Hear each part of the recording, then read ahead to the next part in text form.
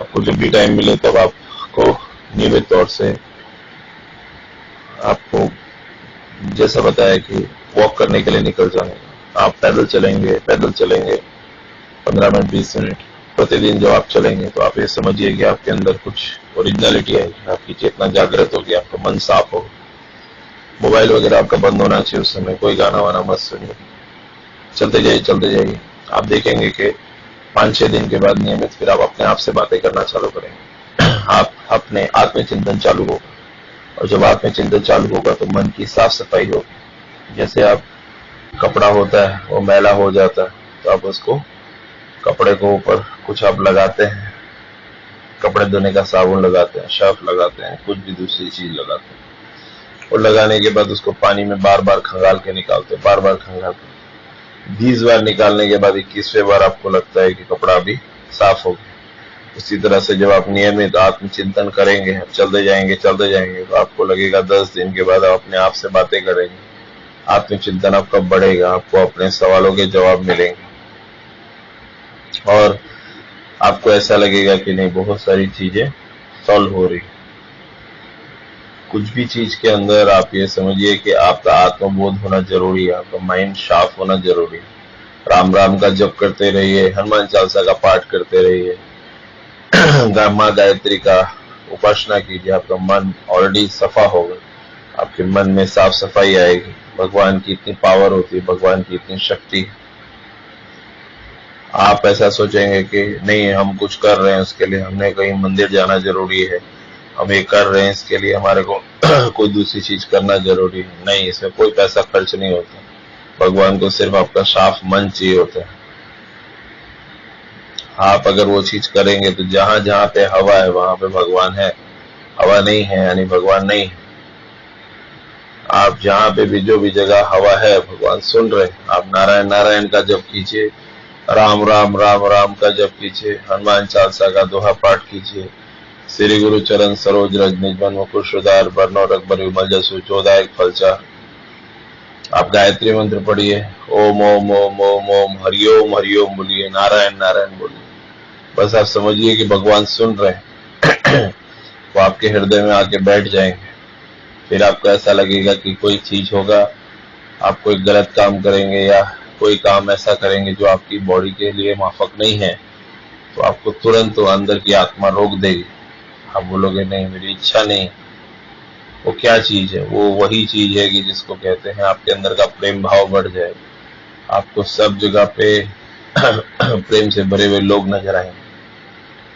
पर ये तब होगा कि जब आपने कोई चीज का स्वाद चखा होगा, जब आपको मालूम ही नहीं है कि शुद्ध मावा का पेड़ा क्या होता है, तो आपको जो शक्कर का पेड़ा है वही असली पेड़ा लगेगा।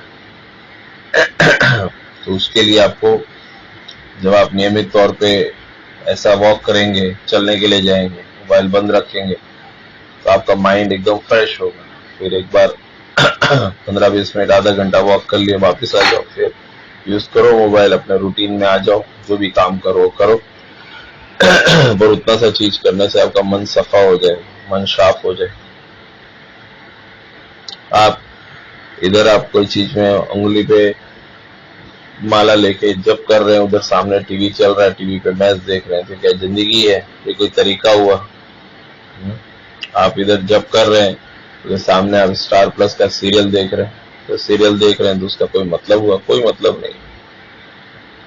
समझ रहे? जो काम करो उसके अंदर आप अपने मन के प्रति जागृत तो रहो, क्लियर तो रहो। आप क्लियर नहीं हो और आपको लग रहा है कि नहीं मुझे आत्मबोध हो जाए, मुझे ये चीज की प्राप्ति हो जाए। भगवान आपसे ज्यादा चालाक नहीं है, भगवान आपसे ज्यादा चालाक है। आप भगवान को ही बेवकूफ बना रहे हैं। आप कुछ चीज कर रहे हैं पर आपको मालूम है आपका मन तो दूसरी दिशा में है, दूसरी दिशा में तो आप भगवान को ही बेवकूफ बना रहे हैं कि भगवान तुम मुझे क्या समझ रहे हो, मैं तो तुमसे भी डबल बुद्धिमान हूं। मैं इधर माला जप रही हूं या जप रहा हूं और मेरा ध्यान तो सीरियल में लगा हुआ है। मैं माला जप रही हूं या जप रहा हूं, लेकिन मेरा ध्यान तो सिर्फ इस बात में लगा है कि कैसे मुझे भी थोड़ी देर बाद जाके पिज्जा खाना है या थोड़ी देर बाद जाके मुझे दुकान से सौदा लेना है। आप जो काम करो, जितनी भी देर करो, एक मन से करो। 10 मिनट भगवान का अगर पाठ कर रहे हो तो 10 ही मिनट करो। और ईमानदारी से तो करो। आपका मन उस समय उस जगह पे आत्मबोध और आत्मचेतना के साथ भरा हुआ होना चाहिए। ये भगवान बुद्ध भी कहते हैं, ये रामकृष्ण परमहंस कहते हैं, स्वामी विवेकानंद कहते हैं। रामकृष्ण परमहंस के पास बहुत सारे शिष्य उनके आजू बाजू डोल रहे थे।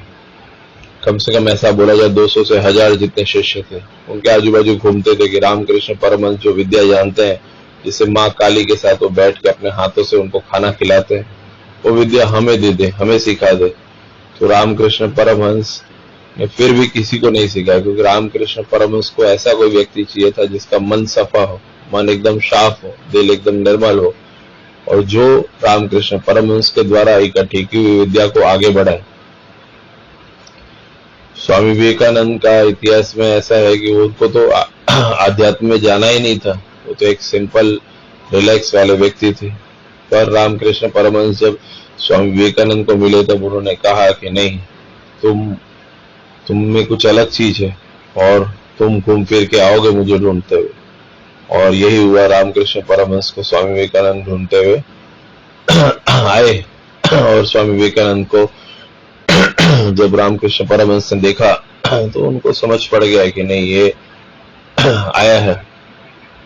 और ऐसे हाथ से उनके माथे पे हाथ रखे और ऐसे उंगली, अंगूठे की उंगली से जैसे ही उन्होंने शक्तिपात किया, आप ये समझिए कि रामकृष्ण परमहंस की बहुत सारी शक्तियां स्वामी विवेकानंद में आ गई। स्वामी विवेकानंद चकरा के गिर पड़े, और जब उनको होश आया तब उन्होंने काफी चीजें उनके माइंड से हट चुकी थी। उनको बहुत सारी चीजें दिव्य दिखाई देने लगी। उनको लगा कि मेरा दिमाग चकरा गया है, मुझे लग रहा है कि संसार कुछ भी नहीं है।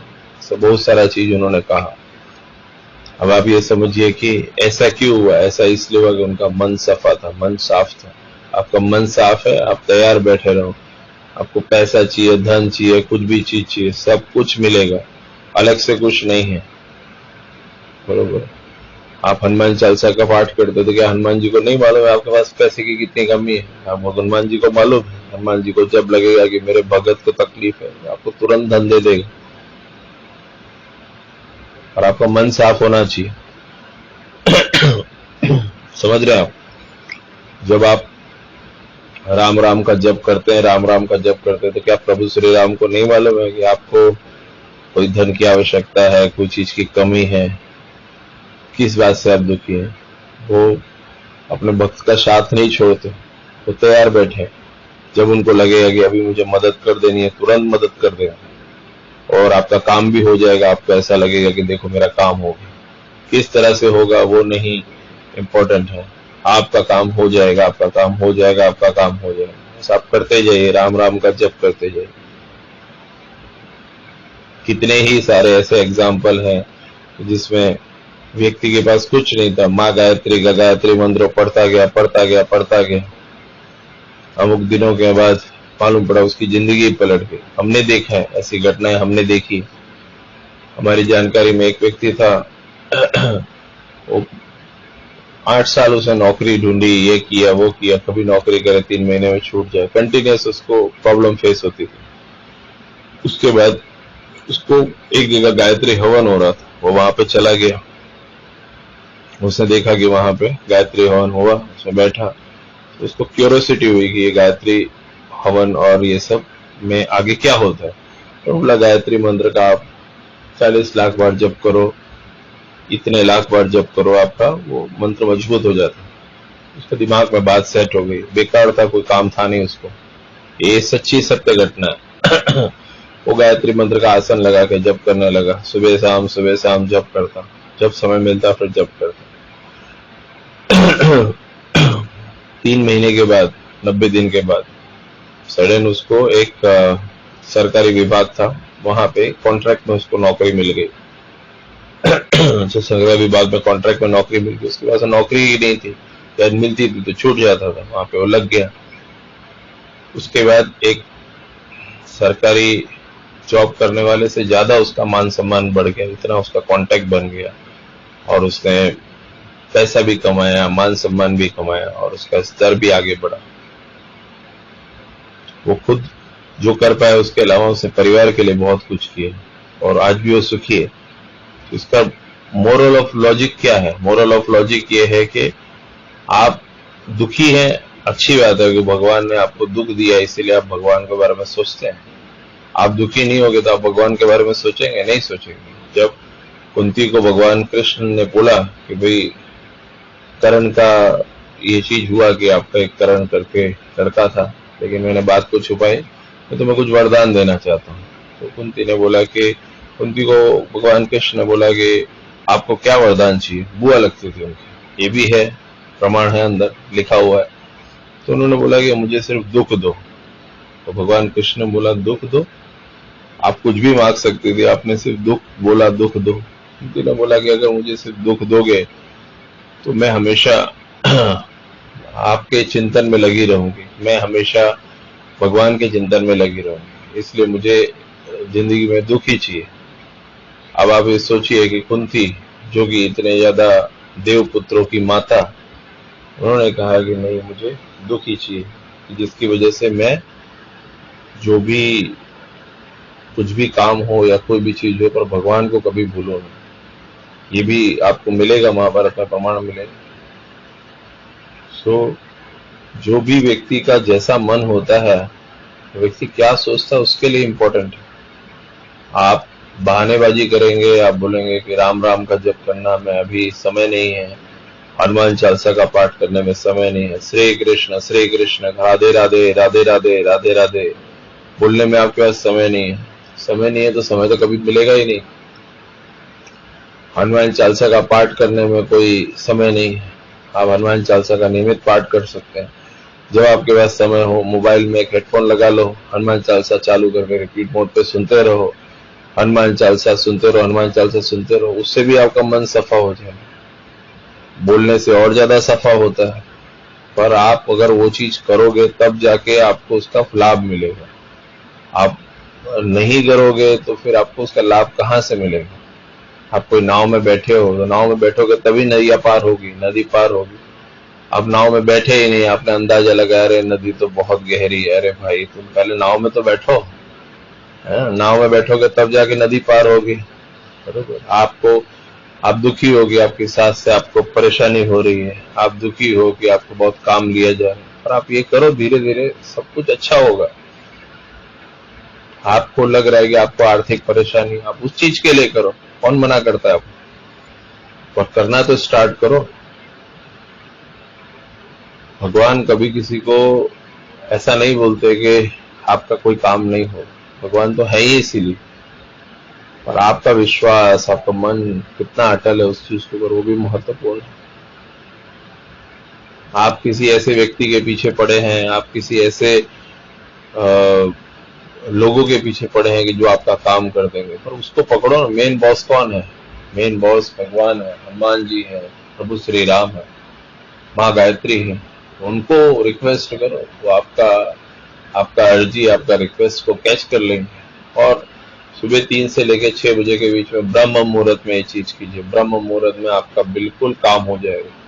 भगवान श्री राम नारायण नारायण नारायण का जप कीजिए। ब्रह्म मुहूर्त में आपका सब बात वो सुन लेते हैं। वो ब्रह्म मुहूर्त में देवी देवता सब शक्तियां घूमती होती हैं। ओम ओम ओम ओम ओम ओम हरिओम हरिओम हरिओम हरिओम हरिओम हरिओम कीजिए। ब्रह्म मुहूर्त में भगवान साक्षात है। भगवान ने कहा है कि मैं तो बैठा हूं, आप मुझे याद तो करो। ब्रह्म मुहूर्त में आप सो रहे हैं आराम से, आपको मालूम ही नहीं वो सूर्य उदय हो गया, तब उठ रहे हो, तो सब लोग इकट्ठे हो गए। आप तब लाइन में लगो भगवान के, कि जब भगवान की लाइन थोड़ी फ्री हो।